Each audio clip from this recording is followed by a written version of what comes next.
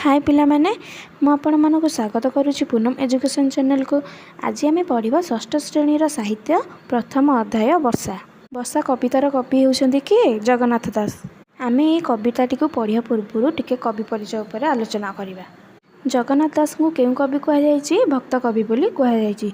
जगन्नाथ दास पंचदश शताब्दीर कवि थिले। जगन्नाथ दास पुरी जिलार कपिलेश्वरपुर में जन्मग्रहण करथिले। तांका रचित ओडिया भागवत एक पवित्र ग्रंथ भाव ओडिशा रे सर्वत जनप्रिय। पिला माने तुमको जदि किए पचारिबो ओडिया भागवतर रचयिता किए तमे कौन कहबो? ओडिया भागवतर रचयिता होउछन्ति जगन्नाथ दास। वर्षा कविताटी ओडिया भागवतर दशम स्कंद 21 अध्यायरु आनीत। जो भागवत बही लेखा होता से भागवत किछि स्कंदरे भाग करा जायछि। प्रथम स्कंद, द्वितीय स्कंद, तृतीय स्कंद एमिति स्कंदरे सब भाग करा जायछि। सेथिरु दशम स्कंदरे आम कौन लिखाई वर्षा कविताटी लिखा होइछि। सेही दशम स्कंदरे पुणी बहुगुड़ी अध्याय रही जमीक प्रथम अध्याय, द्वितीय अध्याय, तृतीय अध्याय। से भितरु 21 अध्याय माने 21तम अध्याय थिबो सेठी वर्षा विषय थिला ताहाकु हमर कोन षष्ठ श्रेणी साहित्य बही रे अणा जायछि। देख पिला माने एबे आमे वर्षा कविताटी को पढ़िबा। एमंते ग्रीष्मकाल गला बरषा ऋतु प्रकाशिला।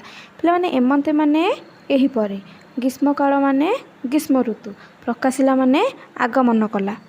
देख एमंते ग्रीष्मकाल गला बरषा ऋतु प्रकाशिला। एहीपरि भाବରେ ग्रीष्मकाल गला बरषा ऋतु आगमन हैला। तापर पिला माने देख सकल ऋतुंकर सार शस्य संपद मंचपुर। पिला माने सकल माने कोन समस्त ऋतु, सार माने श्रेष्ठ, मंचपुर माने कोन पृथ्वी। सकल ऋतुंकर सार समस्त ऋतु ठारू वर्षा ऋतुटी श्रेष्ठ। शस्य संपद मंचपुर। वर्षा दिने कौन शस्य संपद भरपूर हो रही है।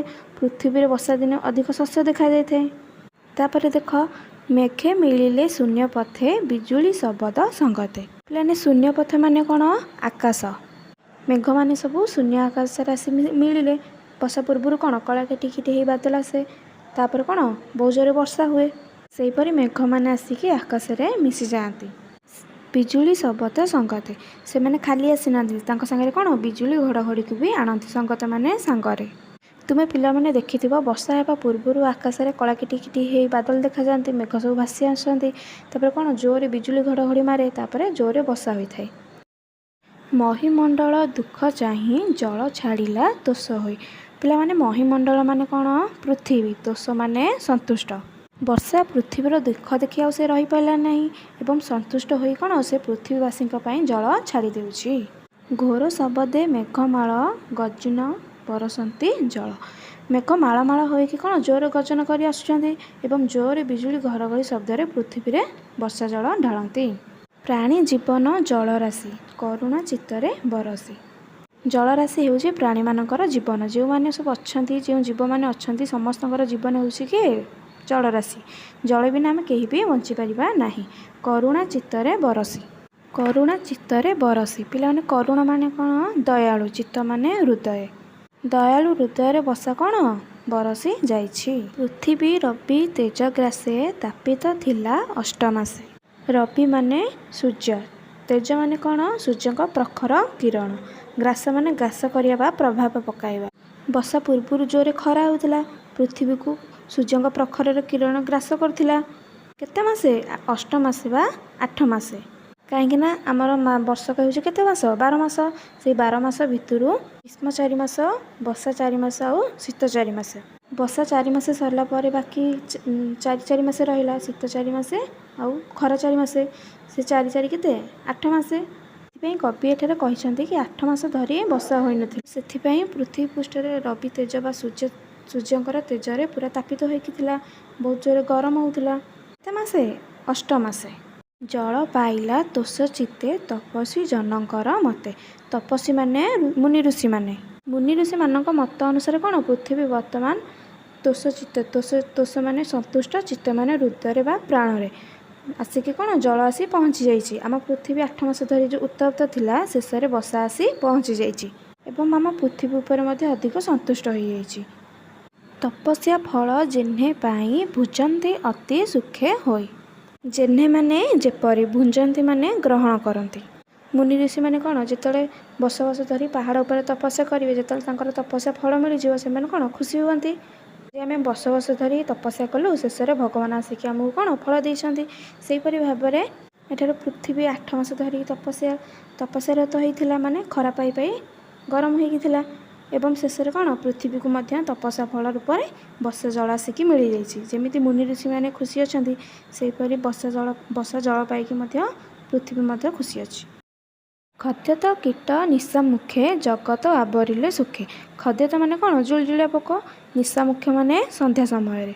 ବର୍ଷା ଦିନେ ଯେତେବେଳେ ସନ୍ଧ୍ୟା ସମୟ ହେଇଯାଏ, ସେତେବେଳେ କ'ଣ ଜୁଳୁଜୁଳିଆ ପୋକମାନେ ସବୁ ବୁଲି ସେମାନେ ସବୁ ବିଚରଣ କରନ୍ତି ସନ୍ଧ୍ୟା ସମୟରେ। ବର୍ଷା ଋତୁରେ ସନ୍ଧ୍ୟା ସମୟରେ ସବୁ ଜୁଳୁଜୁଳିଆ ପୋକ ଦେଖା ଦେଇଥାନ୍ତି। ମଣ୍ଡୁକେ ମେଘ ନାଦ ଶୁଣି ଗର୍ଜନ୍ତି ଆବରିଣ ପାଣି। ମଣ୍ଡୁକ ମାନେ କ'ଣ ବେଙ୍ଗ, ମଣ୍ଡୁକେ ମାନେ ବେଙ୍ଗମାନେ। ଯେତେବେଳେ ମେଘର ଶବ୍ଦ ଶୁଣି ବେଙ୍ଗମାନେ କ'ଣ ସବୁ ଗର୍ଜନ କରନ୍ତି ଏବଂ ସେମାନଙ୍କ ପାଖକୁ ଯେତେବେଳେ ପାଣି ଆସେ, ବେଙ୍ଗମାନେ କ'ଣ ଗର୍ଜନ କରନ୍ତି କେଁ କଟର କରିକି। ବର୍ଷା ଋତୁରେ ସବୁ ଜୁଳୁଜୁଳିଆ ପୋକମାନେ ସନ୍ଧ୍ୟା ସମୟରେ ସବୁ ବୁଲନ୍ତି, ଆଉ କ'ଣ ବେଙ୍ଗମାନେ କ'ଣ ସବୁ ମେଘର ଶବ୍ଦ ଶୁଣିକି ଗର୍ଜନ କରିଥାନ୍ତି। ଅଳପ ନଦୀଏ ପୁରିଲେ ଲହରୀ ମୋତେ ଉଛୁଳିଲେ। ଯେତେବେଳେ ନଦୀମାନଙ୍କର ଅଳ୍ପ ପାଣି ହେଇଥାଏ ବର୍ଷା ଦିନେ, କ'ଣ ପାଣିରେ ସବୁ ଉଛୁଳନ୍ତି, ମାନେ ପାଣି ଗୁଡ଼ା ସବୁ ପୁରି ଯାଆନ୍ତି ବା ନଦୀ ଗୁଡ଼ିକ ସବୁ ସମ୍ପୂର୍ଣ୍ଣ ହୋଇଯାଆନ୍ତି। ନଦୀମାନେ ବି ବୋଧେ ସବୁ ଅନେଇକି ରହିଥାନ୍ତି କେତେବେଳେ ବର୍ଷା ହେବ ଏବଂ ଆମ ନଦୀ ଗୁଡ଼ିକ କ'ଣ ଉଛୁଳିବ ବା ପୁରିବ। କେଉଁଥିରେ? ବର୍ଷା ଜଳରେ। ନାନା ପ୍ରକାରେ ଶସ୍ୟ ରାଶି ଏଣେ ପୂରିତ ମହି ଦିଶି। ପୂରିତ ମାନେ ପୂର୍ଣ୍ଣ ହେବା, ମହି ମାନେ ପୃଥିବୀ। ମାନେ ଦେଖିଛ ଯେତେବେଳେ ବର୍ଷା ଋତୁ ଆସେ ସେତେବେଳେ କ'ଣ ପୃଥିବୀ ନାନା ପ୍ରକାର ଶସ୍ୟ ରାଶିରେ ସବୁ ପୂରିତ ହୋଇକି ଥାଏ, ସୁନ୍ଦର ଦେଖାଯାଇଥାଏ। ତାପରେ ଛତୁ ଯେ ଛତ୍ର ପ୍ରାୟ ହୋଇ ରାଜାର ପ୍ରାୟ ଦିଶେ ମହି। ବର୍ଷା ଦିନେ ଆସିଲେ ଛତୁଟି ଛତା ପରି ହୋଇଥାଏ। ତୁମେ ଦେଖିଥିବ ରାଜା ସିଂହାସନରେ ବସିଲା ପରେ ତାଙ୍କ ପାଖରେ କ'ଣ ଛତା ଭଳି ଗୋଟେ ଛତା ଥାଏ ଗୋଟେ।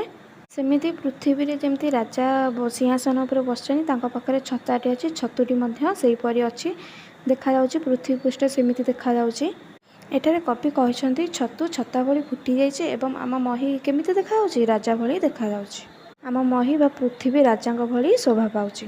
ତାହେଲେ ପୃଥିବୀ କେଉଁ ଋତୁରେ ରାଜା ଭଳି ଦେଖାଯାଏ? ପୃଥିବୀ ବର୍ଷା ଋତୁରେ ରାଜା ଭଳି ଦେଖାଯାଏ। ମୟୂରେ ଗିରି ଶିଖେ ଥାଇ ନୃତ୍ୟ କରନ୍ତି ମେଘ ଚାହିଁ। ମୟୂର ମାନେ ଗିରି ମାନେ ପାହାଡ଼ ବା ପର୍ବତ, ଶିଖେ ମାନେ ପାହାଡ଼ର ଯେଉଁ ଉପର ଭାଗ ଅଛି ତାକୁ ଶିଖେ କୁହାଯାଏ। ତା'ମାନେ ଏଠାରେ ମୟୂରମାନେ କ'ଣ କରୁଛନ୍ତି? ପାହାଡ଼ ବା ଗିରିର ଉପର ଭାଗରେ ଥାଇକି କ'ଣ ନୃତ୍ୟ କରୁଛନ୍ତି ମେଘକୁ ଚାହିଁକି। ଯେତେବେଳେ ମେଘ ଆସେ ମୟୂରମାନେ କ'ଣ ମେଘକୁ ଚାହିଁ ନୃତ୍ୟ କରନ୍ତି ବା ନାଚ କରନ୍ତି। ଅତିଥି ଦେଖି ଭକ୍ତ ଜନେ ଯେସନେ ତୋଷ ହନ୍ତି ମନେ। ଆମ ଘରକୁ ଯଦି ଜଣେ ଅତିଥି ଆସିଥିବେ ବା କୁଣିଆ ଆସିଥିବେ, ଆମେ ଦେଖିକି କେତେ ଖୁସି ହେଉଥାଉ। ସେମିତି ମୟୂର ମଧ୍ୟ ମେଘ ଆସିବାର ଖୁସି ହୋଇଥାଏ। ମୟୂର ମେଘକୁ ଚାହିଁ ରହିଥାଏ, କେତେବେଳେ ମେଘ ବରସିବ ସେ ଖୁସିରେ ନାଚିବ।